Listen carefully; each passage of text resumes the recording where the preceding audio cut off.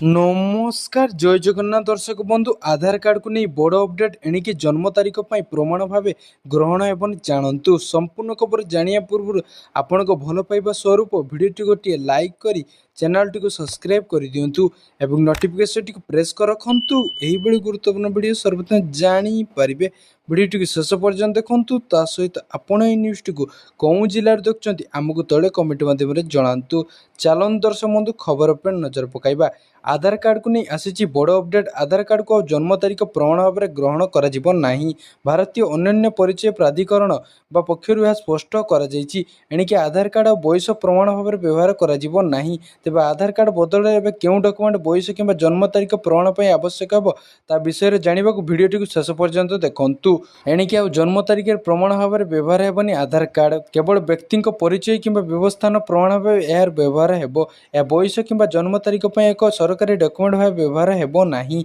तेणु जनसाधारण मानक एक सतर्कता अवलंबन करने को परामर्श दि जाइए।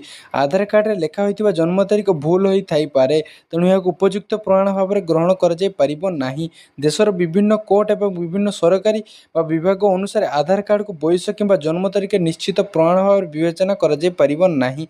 यह बदल एक स्कूल प्रमाणपत्र कि जन्म प्रमाणपत्र को वैध प्रमाण भाव में ग्रहण कर उचित।